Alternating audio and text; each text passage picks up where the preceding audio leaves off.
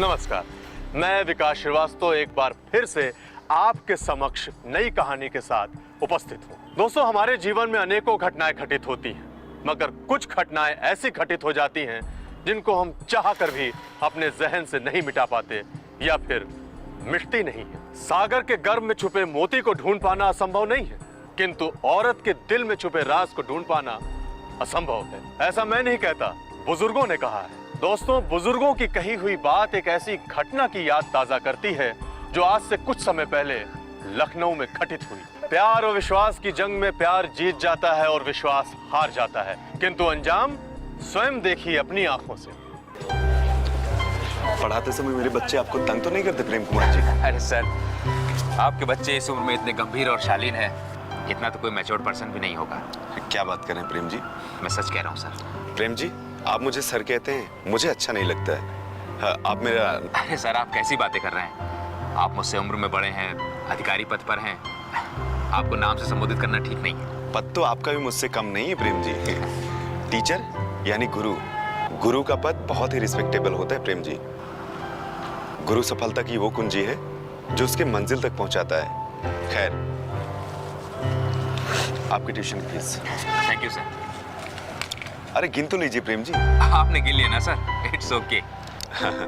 एक फिलॉसफी है प्रेम जी, रुपए जितने हाथों में जाते हैं काउंटिंग जरूर होनी चाहिए। सर, एक फिलॉसफी मेरी भी है, भले ये आदमी सामने रुपए ना गिने लेकिन घर जाकर जरूर गिनता है।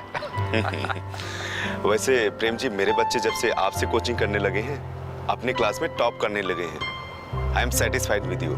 Thank you sir. मैं उन्हें पढ़ाने की फीस लेता हूँ तो ये मेरी ड्यूटी है कि मैं उन्हें अच्छे ढंग से पढ़ाऊँ। अच्छा सर, अब मैं चलता हूँ। जी जी। प्रेम जी, मैं भी उधर ही जा रहा हूँ, आपके घर की तरफ। आपको छोड़ते हुए निकल जाऊंगा मैं भी। ठीक है, आइए चल।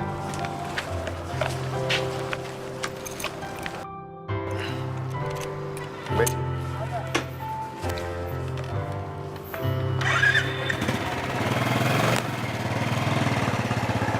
प्रेम जी। जी सर। वैसे तो आपकी कोचिंग की फीस एवरेज से कुछ ज्यादा है। मेरा मतलब, गरीब माँ बाप इतनी फीस अफोर्ड नहीं कर पाते होंगे। कर लेते हैं सर। अरे सर, सामने सामने सामने सर। ओह, वेरी सॉरी। अभी तो एक्सीडेंट हो जाता है। सर, बाल बाल बचा वो। सही कह रहे हैं आप। हाँ, तो मैं क्या कह रहा था? अच्छा, हाँ तो मैं क्या कह रहा था? आज की युग में भी ऐसे लोग होते हैं, लेकिन मुझसे तो... लेकिन क्या सर, जो लोग दे सकते हैं उनके साथ कोई मुरवत नहीं करता, जैसे आप। प्रेम जी, ये तो नाइंसाफी है। कभी मुझ गरीब पर भी तो कुछ रहम कीजिए। बिल्कुल नहीं सर। बस सर, यहीं रोक दीजिए, फिर पास में ही मेरा घर है। अच्छा सर, आपकी फाइल। अरे फाइल तो दीजिए प्रेम जी। सर, यही 2 मिनट की दूरी पर मेरा घर है, एक कप चाय तो... अरे नहीं नहीं नहीं, अभी नहीं, फिर कभी। सर प्लीज, मुझे अच्छा लगेगा। ठीक है, बैठिए। सर, इधर चलना है। अच्छा अच्छा।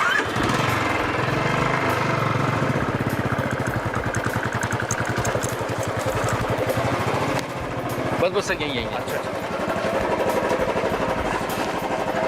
आइए सर। File sir. विशाल, बेटा इंस्पेक्टर अंकल को नमस्ते करो। नमस्ते पुलिस अंकल। नमस्ते बेटा, कैसे हैं आप? अच्छा हूँ। आपका बेटा है? आइए अंदर चलते हैं। बेटा, मम्मा कहाँ है? मम्मा अंदर। ठीक है, मम्मी से बोलो 2 कप चाय बना दे और कुछ नाश्ते में दे दे। नाश्ता नहीं, सिर्फ चाय। ये बात ठीक नहीं है सर। कौन सी बात? यही बात सर कि आप पहली बार हमारे घर आए हैं और बिना नाश्ता किए चले जाएंगे।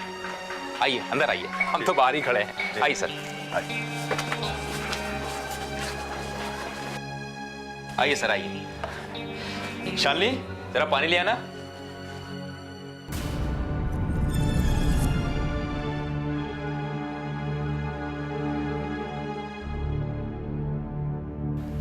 सर, ये है मेरी धर्मपत्नी शालिनी। नमस्ते।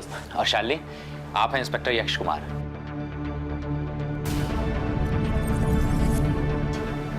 इनके दोनों बेटे हमारे स्टूडेंट हैं। जी, आप लोग बातें कीजिए, मैं चाय लेकर आती हूँ।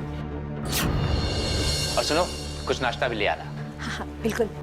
नाश्ते के लिए तो मैंने आपने पहले ही मना किया है। याद है सर, लेकिन अगर आप नाश्ता नहीं करेंगे तो मियाँ बीवी में झगड़ा हो जाएगा। लड़ाई मत कीजिएगा, ले आइए कर लेता हूँ नाश्ता। अच्छा अच्छा ठीक है, आप लोग बातें कीजिए, मैं नाश्ता लेकर आती हूँ।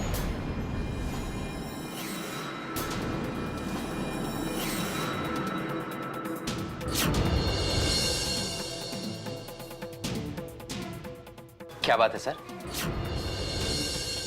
बड़े खामोश हैं। नहीं ऐसी कोई बात नहीं। नमस्ते दीदी, आइए। आज तो रिजल्ट आया है। जी मास्टर। आपका बेटा पास हो गया होगा। जी मास्टर जी।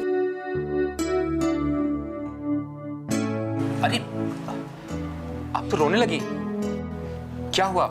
सब ठीक तो है ना?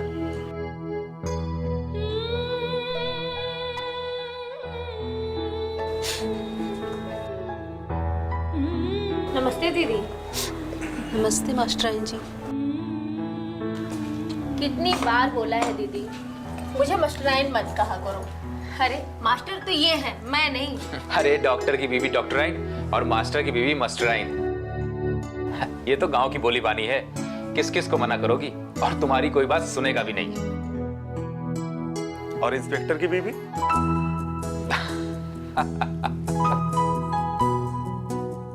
आपका बेटा समीर 10वीं में है ना?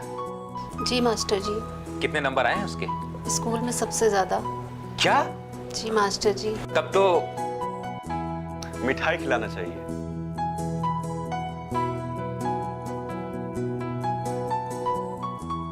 अरे लाइए ना, आप झिझक क्यों रही हैं? दीजिए। मास्टर जी। अरे ये क्या कर रही हैं आप? उठिए। आप ऐसा क्यों कर रही हैं? आप ना होते मास्टर जी तो मेरा बेटा कभी पढ़ ना पाता। अरे आपका बेटा सरकारी स्कूल में है, मैं तो सिर्फ उसकी हेल्प कर रहा हूं। और समीर बहुत समझदार है, आगे चलकर वो बहुत बड़ा अधिकारी बनेगा। मास्टर जी हम तो आपको फीस भी नहीं दे पाते। अरे कोई बात नहीं। दीदी आओ अंदर चलते हैं। पुण्य कमा रहे हैं प्रेम जी? सर, पुण्य कमा रहा हूं या पाप, ये तो मैं नहीं जानता,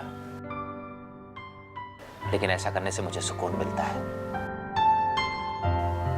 आप ये भी कह सकते हैं कि ये मेरा स्वभाव है। आपकी भावना सम्मान की योग्य है। आज की इस युग में भी इंसानियत मरी नहीं है, आप जैसे लोगों की वजह से जिंदा है। कहीं मेरी जरूरत पड़े तो जरूर कहिएगा। जी जरूर। लीजिए चाय पीजिए। जी।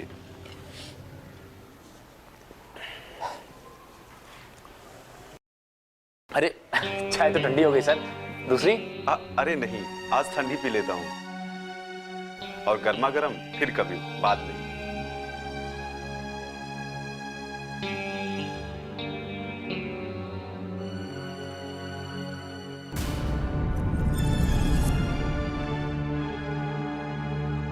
अच्छा चलता हूं मास्टर जी, और मास्टराइन जी को हमारी तरफ से नमस्ते कहिएगा।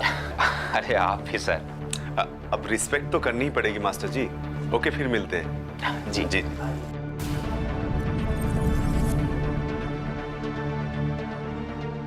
अच्छा चलते हैं। Okay sir.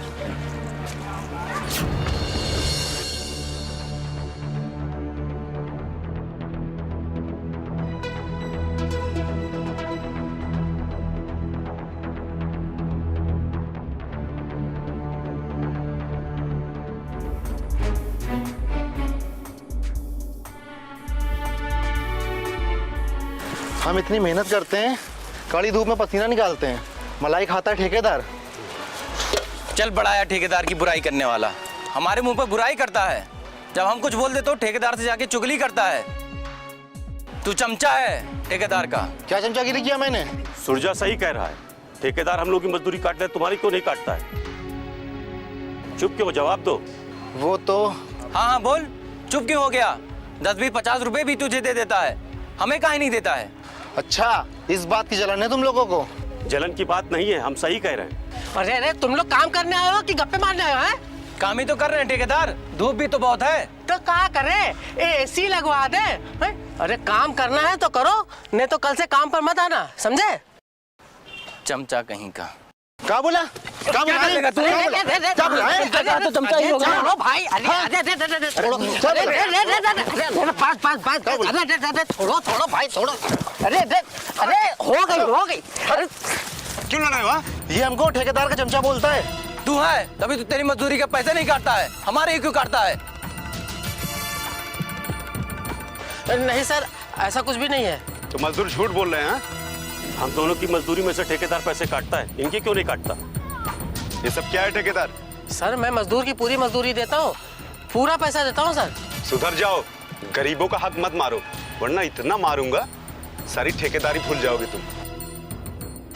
सुधर जाओ, गरीबों का हक मत मारो, वरना इतना मारूंगा सारी ठेकेदारी भूल जाओगे तुम।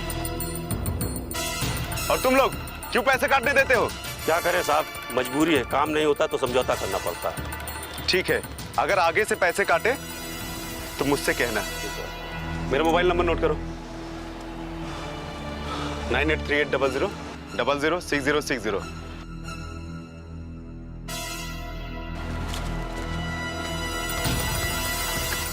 मेरे जाने के बाद अगर तुम्हें कुछ कहे तो मुझे फोन करना, खबर लूंगा इसकी। चलो काम करो अपना।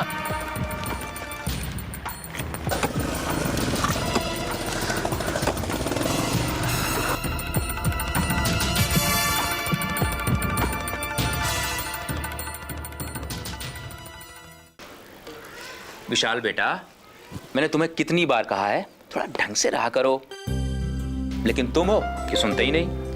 अब क्या हुआ? अरे हुआ कुछ नहीं, मेरे कहने का मतलब है कि थोड़ा टिप टॉप रहा करो मेरी तरह।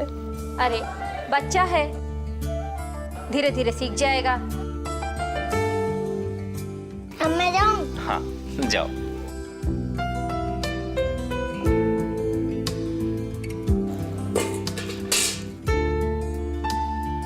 अरे ये फाइल यहाँ क्यों पड़ी हुई है? अलमारी में क्यों नहीं रख देते? अरे ये तो इंस्पेक्टर साहब की फाइल है, लगता है यही भूल गए। ओ, भूल गए हैं तो उन्हें फोन कर दीजिए, आकर खुद ले जाएंगे। हाँ फोन किए देता हूँ। इंस्पेक्टर साहब का ही फोन आ गया। Hello sir. Hello Prem ji, आपके घर हमारी फाइल छूट गई है। जी सर, मैं आपको फोन करने ही वाला था, लेकिन तब तक आपका फोन आ गया। ठीक है, आप उसको संभाल कर रख दीजिएगा, काफी इंपॉर्टेंट फाइल है। मैं खुद आकर ले जाऊंगा या किसी सिपाही को भेज दूंगा लेने के लिए। आप बिल्कुल चिंता मत कीजिए सर, मैं पहुंचा दूंगा।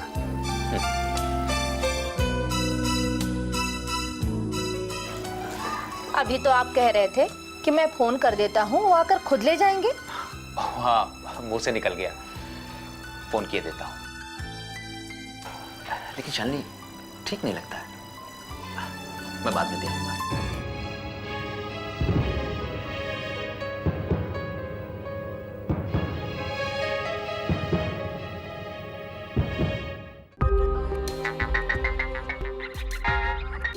हेलो, या इंस्पेक्टर एक्स स्पीकिंग।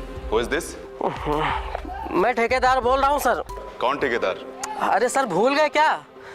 अरे वही जो अभी आप 1 घंटा पहले आए थे, जहाँ पे मजदूर लड़ाई झगड़ा कर रहे थे।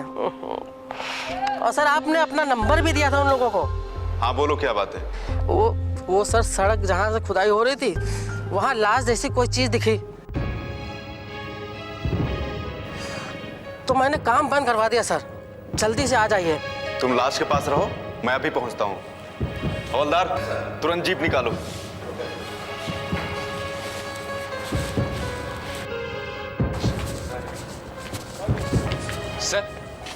सर आपकी file. Oh yes, thank you Prem ji. मेरे टेबल पर रखकर तुरंत वापस आओ। Okay sir. लोकेशन पर तत्काल पहुंचना। जी सर। कोई दुर्घटना हो गई क्या सर? पुलिस वालों का सामना दुर्घटनाओं से ही होता है प्रेम जी। जब लोगों की दिवाली होती है, हम पुलिस वालों की ड्यूटी और भी सख्त हो जाती है। ये बात तो है सर, पर बात क्या है? आपके घर जाने वाले रास्ते पर जो सड़क निर्माण का कार्य चल रहा है, वहाँ पे एक लाश मिली है। लाश? जी, आपके आने से पहले ठेकेदार ने हमें सूचना दी है। हम वहीं पे जा रहे हैं। आपको चलना हो तो साथ में चलिए और वहाँ से निकल जाइएगा। क्या सोच रहे हैं प्रेम जी? जी कुछ नहीं, वो मुझे कहीं और जाना था। ठीक है चलो। सर मैं थोड़ी दूर तक आपके साथ चलता हूँ, रास्ते में उतर जाऊंगा। ठीक है बैठिए। ओए उठो, जब देखो तब सोते रहते हो।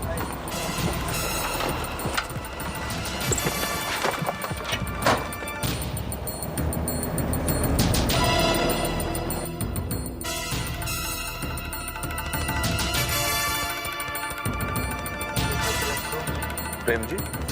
Yes sir. एक बात पूछना चाहता हूँ आपसे। पूछिए सर। क्या वो गोविंद? देखता हूँ सर, लगता है गाड़ी खराब हो गई है। ठीक हो जाएगी ना? मैकेनिक तो नहीं बुलाना होगा? नहीं नहीं सर, मैं बना लूंगा।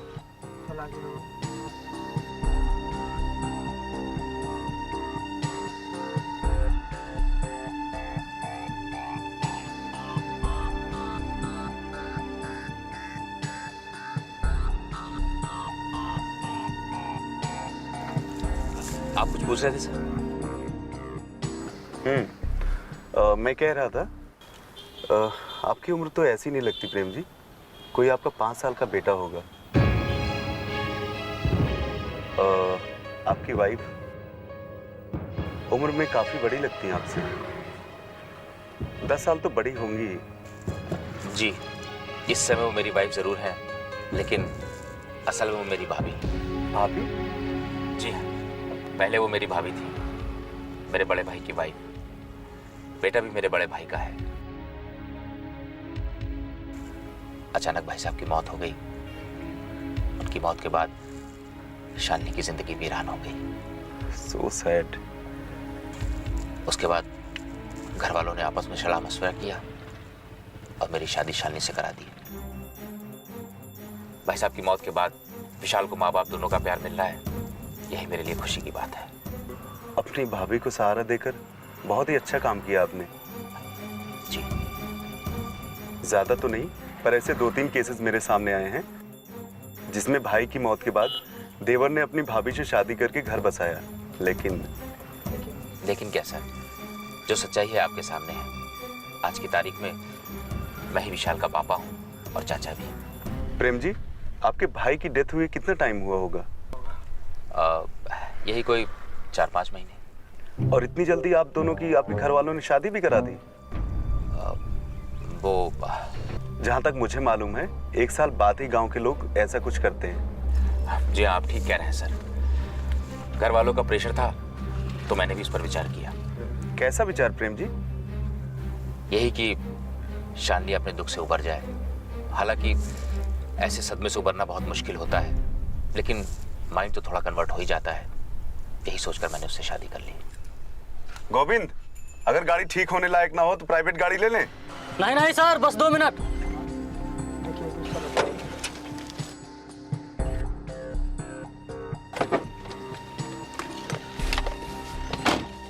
तेल की पाइप निकल गई थी, इंजन को तेल नहीं मिल पा रहा था।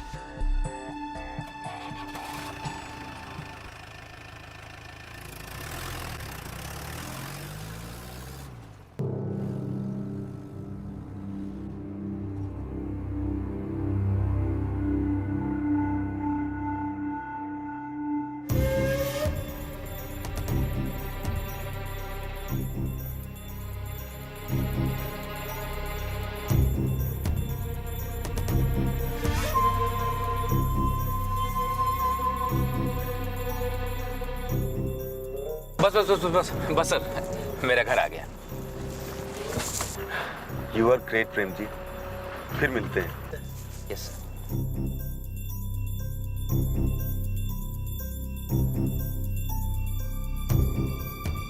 गोविंद जल्दी चलो।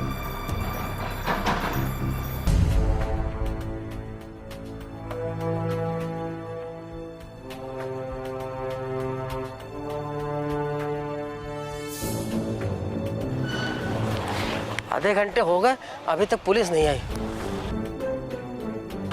आ गई पुलिस, आ गई।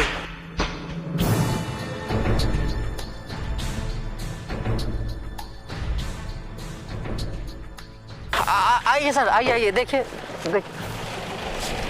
ओ, लाश सड़ गई। यहाँ किसने लाश गाड़ी होगी? सर ये तो रोड की जमीन है। मुझे नहीं मालूम क्या? रोड की जमीन है, जमीन मना करेगी? यहाँ मत दफनाओ, ये लाश बेवकूफ कहीं का। हवलदार बलराम। जी सर। लाश निकलो।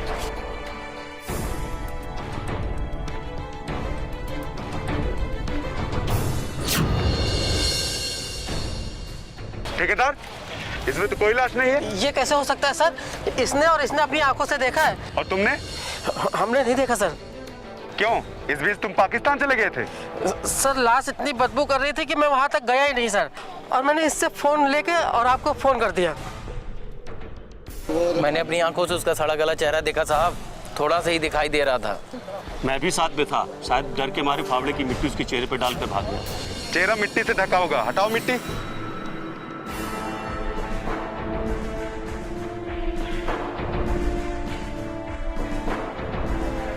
हाँ, संभाल कर मिट्टी हटाना, लाश का चेहरा बचाकर।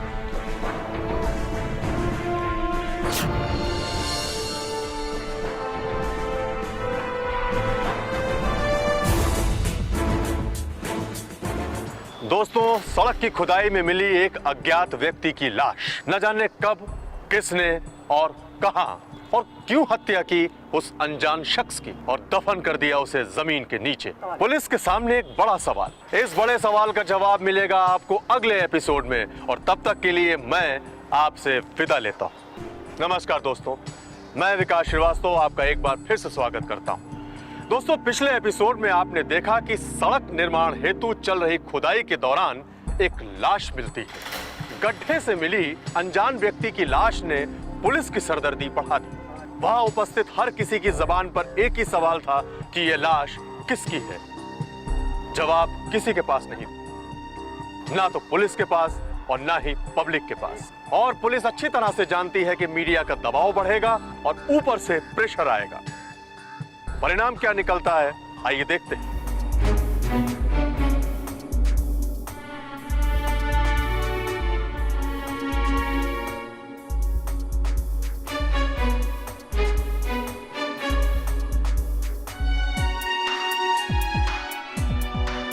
लाश तो बदबू बहुत है, पहचाना बड़ा मुश्किल है। अरे भाई, न जाने कब से मिट्टी के नीचे दबी पड़ी है, सड़ने के बाद बदबू करेगी ही। सिपाही बलराम। जी सर। लाश एकदम सड़ गल गई है। जी सर। लाश की शिनाख्त हो पाना बहुत मुश्किल है। जी। कोई से पहचानता है चेहरे से या कपड़े वगैरह से? सर सभी लोगों ने पहचानने से मना कर दिया है। अरे कोई तो वजह होगी जो तुमसे मैं दोबारा पूछ रहा हूँ। Sorry sir. अक्सर लोग पुलिस की पूछताछ की वजह से मना कर देते हैं, रिमेम्बर इट। Ji sir. अगर कोई इस लाश को पहचानता है तो बता दे। आप में से कोई पहचानता है? ठेकेदार, ठीक है, लाश को पोस्टमार्टम के लिए भेजाओ। ठीक है? जी सर। काम को बंद कर दो और इस गड्ढे को चारों तरफ से कटीले तार से बंद कर दो। ठीक है? अभी करवा देता हूँ सर। हाँ, तुरंत कराओ इसको।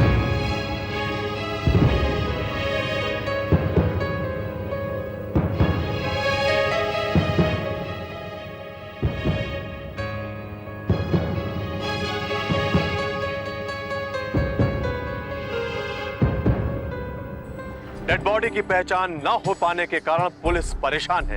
इन्वेस्टिगेशन को आगे बढ़ाने के लिए पुलिस को कोई सुराग नहीं मिल पा रहा।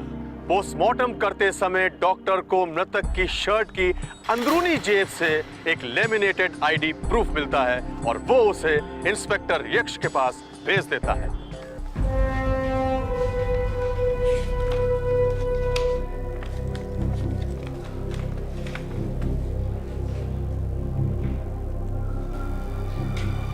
पोस्टमार्टम रिपोर्ट से पता चलता है कि मृतक की हत्या किसी धारदार चीज से की गई है,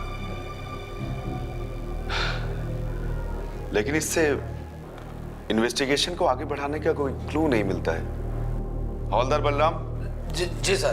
प्रेम कुमार को फोन लगाओ। इसका मतलब है कि सर मर्डर प्रेम कुमार ने किया है। अगर ऐसी कोई बात होती मैं फोन लगाने को कहता, सीधा अरेस्ट करने का ऑर्डर देता। मैं खुद ही बात कर लूंगा, तुम जाओ।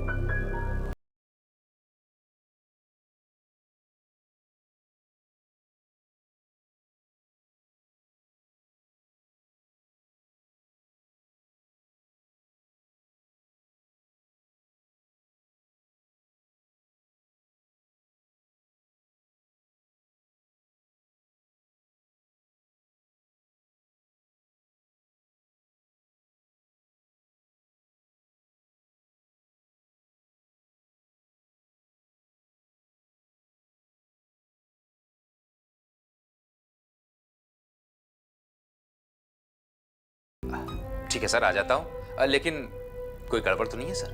क्या बात कर रहे हैं प्रेम जी, आपसे और गड़बड़ हो ही नहीं सकता। ठीक है सर, मैं अभी तैयार होकर निकल रहा हूँ। आज सबसे पहले पुलिस स्टेशन में ही हाजिरी दूंगा। सुनिए, मुझे तो कुछ ठीक नहीं लग रहा है। पुलिस वाले जब भी इस तरह से किसी को बुलाते हैं तो कुछ... अरे शालिनी, तुम बेकार में डर रही हो। उन्होंने मुझे अपनी पर्सनल हेल्प के लिए बुलाया है। पुलिस वालों की तो दोस्ती और दुश्मनी दोनों ही अच्छी नहीं बनी। बेकार में परेशान हो रही हो। इंस्पेक्टर यक्ष बहुत अच्छे आदमी है, उन्होंने मुझे बुलाया कुछ अपने काम से। और हाँ, मैं उधर से स्कूल चला जाऊंगा। वो तो ठीक है, लेकिन... अरे लेकिन कुछ नहीं। लो, मुझे टिफिन दो।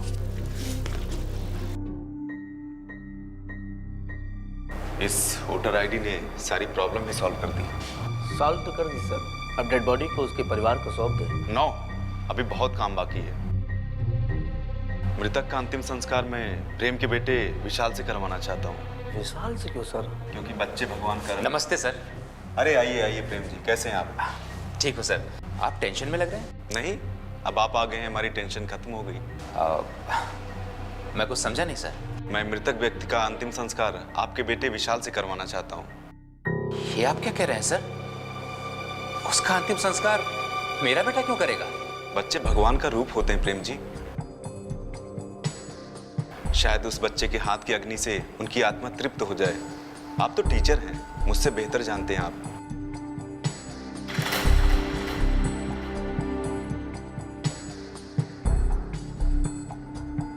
ओके सर, बट इसके लिए मुझे एक बार अपनी वाइफ से बात करनी होगी। Oh sure. नहीं, मेरा बेटा आखिर उसका अंतिम संस्कार क्यों करेगा? आखिर वो हमारा लगता क्या है? शालिनी, गुस्सा मत करो। इंसानियत के नाते इंस्पेक्टर साहब हमारे बेटे के हाथों उस मृतक की आत्मा की शांति के लिए... नहीं, नहीं, नहीं, नहीं, मेरा बेटा उसकी चिता को अग्नि नहीं देगा। आखिर मेरा बेटा उसकी चिता को अग्नि क्यों देगा?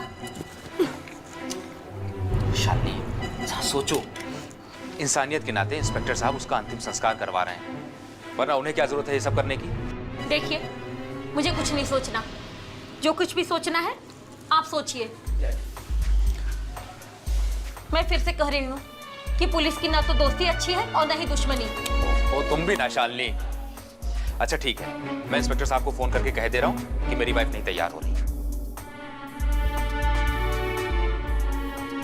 रुकिए। अब क्या हुआ? आप विशाल को ले जाइए, लेकिन... अब इसमें लेकिन क्या? मैं भी साथ चलूंगी। ठीक है, नो प्रॉब्लम। चलो बेटा। इतनी रात को कहाँ? अरे सोने और कहाँ, वहां तो कल सुबह चलेंगे। चलो। आ जाओ, आ जाओ।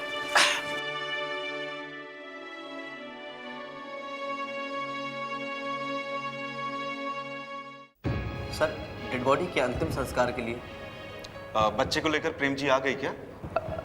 अभी नहीं सर। मेन तो उनका लड़का है, उसके आने के बाद ही कुछ होगा। हम तो तैयार बैठे हैं, पता करता हूँ कहाँ तक पहुंचे। अरे हाँ, डेड बॉडी? डेड बॉडी तो शमशान घाट पहुंच चुकी है, बाकी तैयारियां भी पूरी हो चुकी है, बस आपके चलने की देर है। हेलो प्रेम जी, आप सीधे शमशान घाट आ जाइएगा, हम लोग भी वहीं पहुंच रहे हैं। चलो। इंस्पेक्टर यक्ष ने उस अनजान मृतक व्यक्ति की आत्मा की शांति के लिए प्रेम और शालिनी के बेटे विशाल से उसका अंतिम संस्कार कराया। उस मृतक व्यक्ति की आत्मा को शांति मिली या नहीं, ये तो भगवान ही जानता है, मगर एक घटना जरूर घट गई। विशाल जब चिता को अग्नि देकर अपनी मां के पास आ रहा था तो अचानक उसका पैर फिसला और वो पत्थरों पर जा गिरा, जिससे उसका सर फट गया और उसे फौरन अस्पताल ले जाया गया। और 4 दिन बाद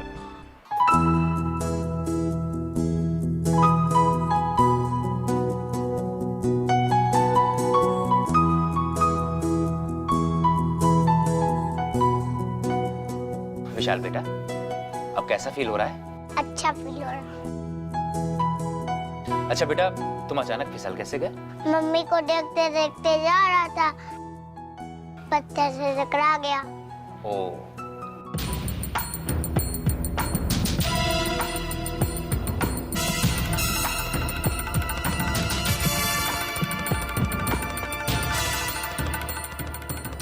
वो जीप की आवाज है। लगता है इंस्पेक्टर साहब होंगे, विशाल को देखने आए होंगे। मैं देखता हूँ। आइए आइए इंस्पेक्टर साहब। आजकल दरवाजा खुला ही रखते प्रेम जी? नहीं सर, वो क्या है, आजकल विशाल को देखने वाले आते जाते रहते हैं, तो बार बार दरवाजा खोलने जाना पड़ता है, बस इसीलिए। आप बैठिए ना। मैं बैठूंगा नहीं प्रेम जी। कैसे बेटे? मैं अच्छा हूँ, और आप कैसे हैं प्रिंस अंकल? मैं ठीक हूँ बेटा। आप बैठिए ना सर। प्रेम जी, मैं बैठने नहीं, आपको गिरफ्तार करने आया हूँ। कर लीजिएगा गिरफ्तार, पहले चाय पानी तो हो जाए। चाय पानी तो अब आपको हवालात की मिलेगी। अरेस्ट सिंह,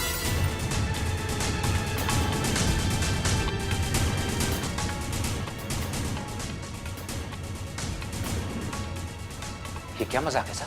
ये मजाक नहीं मिस्टर प्रेम, हकीकत है। लेकिन मेरा जुर्म क्या है? उस व्यक्ति के मर्डर के जुर्म में जिसकी लाश सड़क की खुदाई में मिली, उस आदमी के मर्डर के जुर्म में जिसका अंतिम संस्कार विशाल के हाथों हुआ है, जो इसका पति था और विशाल का बाप। बेटे, ये तेरे बाप का हत्यारा है। सिर्फ यही नहीं, तेरी मम्मी भी तेरे पापा की हत्या में भागीदार है। इंस्पेक्टर, अब तक आपने जो कुछ भी कहा, मैंने कुछ नहीं कहा। मैं चुपचाप सुनती रही। नहीं तो क्या कर लेती तू? न जाने वो किसकी लाश थी, कौन था वो, किसने मारा उसे? कोई सबूत है आपके पास? शालिनी। मैम जी, आपकी पत्नी को सबूत चाहिए ना? सबूत मैं दूंगा, लेकिन यहां नहीं, थाने चलकर। ले चलो इन्हें। अरेस्ट है। मम्मी को मत ले जाओ प्लीज अंकल। बेटा, हमारे साथ चलो, थाने में इनका असली चेहरा दिखाता हूं।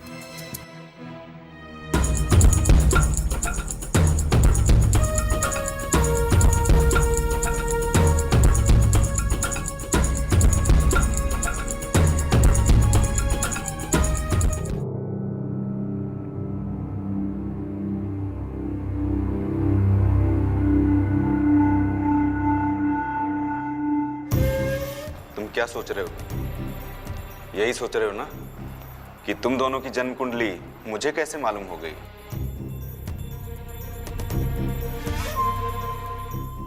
ये क्या है?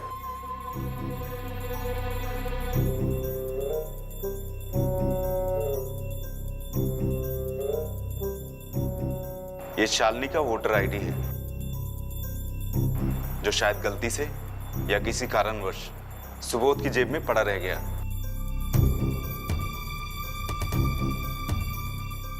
इस पर किशनपुर गांव का एड्रेस है, और इसके आधार पर हम किशनपुर गांव जाकर जब इन्वेस्टिगेशन की तो सारी सच्चाई सामने आ गई। हमने एक फोटो पे सुबोध मंडल और उनकी पत्नी की फोटो देखी। इसके बाद मुझे कुछ भी जानने के लिए ज्यादा मेहनत करने की जरूरत नहीं पड़ी। हम जान गए कि विशाल सुबोध का बेटा है। विशाल को अंदर ले आओ।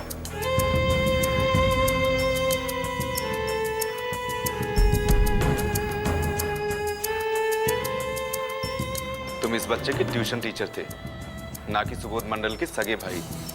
Am I right? विशाल सुबोध मंडल का बेटा है। ये जानने के बाद हमने सुबोध मंडल का अंतिम संस्कार इस बच्चे से कराया। कम से कम बाप को बेटे के हाथ की अग्नि तो नसीब हो जाए, इसीलिए मैंने सारा ड्रामा किया। सर मैं बोलो मत, सिर्फ सुनो। मैंने तुम्हें टॉर्चर नहीं किया, क्योंकि मैं सब कुछ जान चुका था। क्यों और कैसे मारा तुम दोनों ने सुबोध मंडल को?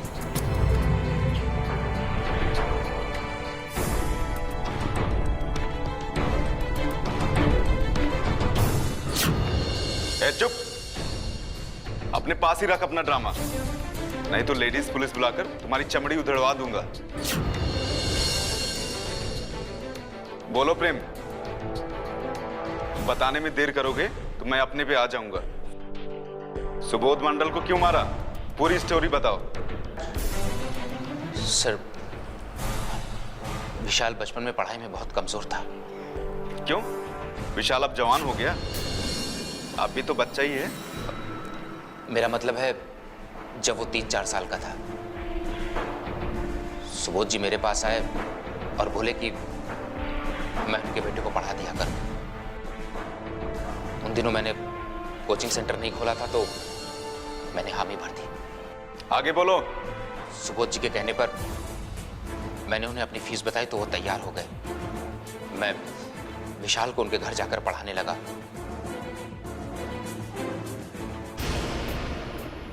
इसी बीच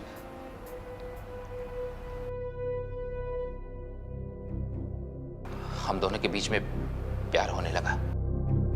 ऐसे ही या कोई वजह थी? रोज 1 घंटा ट्यूशन के बाद विशाल बाहर खेलने चला जाता था। उसके बाद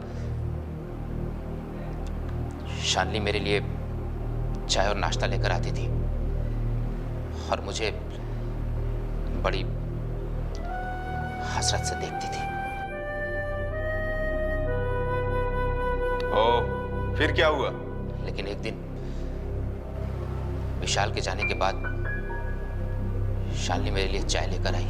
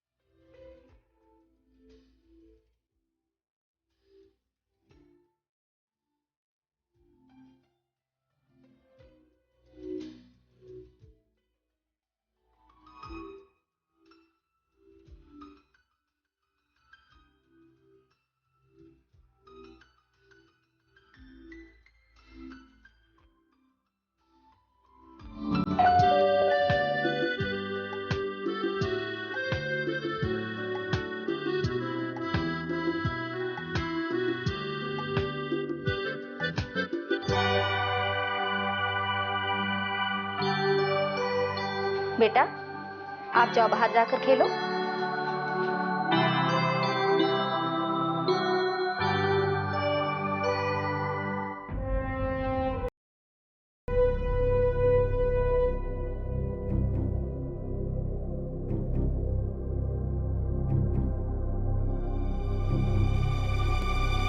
क्या हो विशाल, बाहर क्यों बैठे बेटा? क्या हो बेटा, बोलो।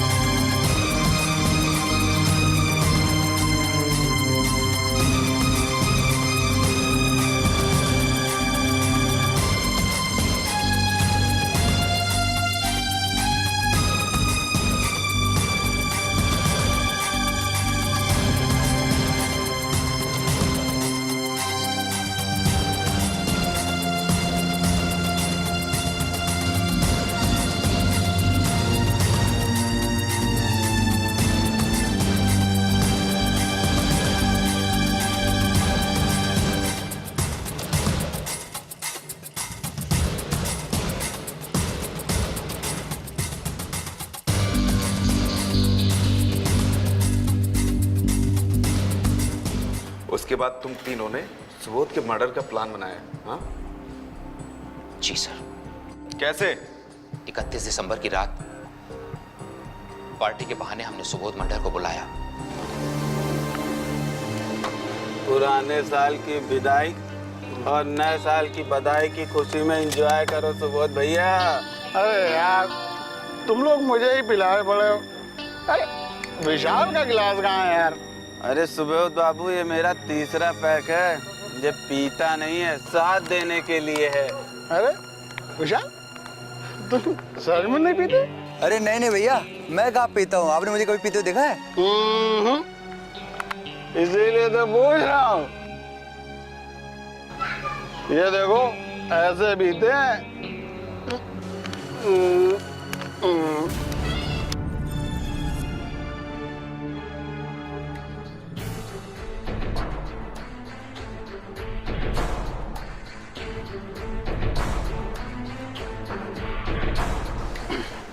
क्या प्रोग्राम है भाई? प्रोग्राम तो बहुत अच्छा है सुबोध बाबू।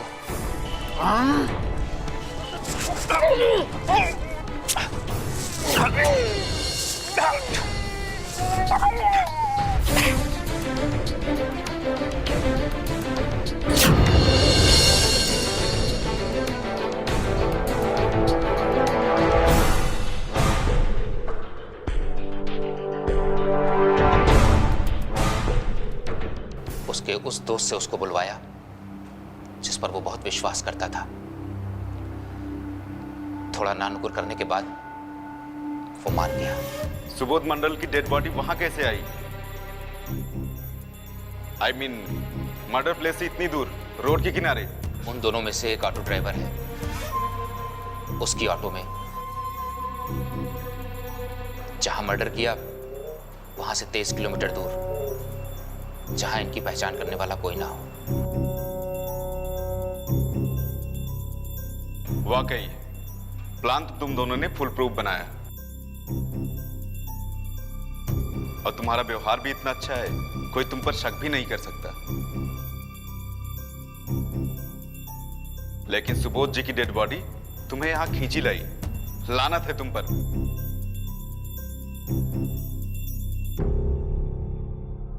जिस्म की भूख ने तो इसको अंधा बना ही दिया था, लेकिन तुम ना तो एक मां का फर्ज निभा सकी, ना ही पत्नी का। एक बार भी नहीं सोचा कि इस मासूम बच्चे का क्या होगा।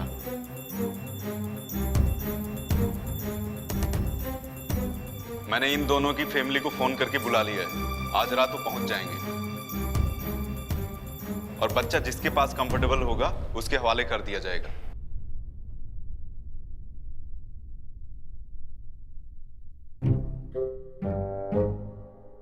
तुम फिक्र मत कर बेटा, तब तक तुम हमारी फैमिली के साथ सेफ रहोगे।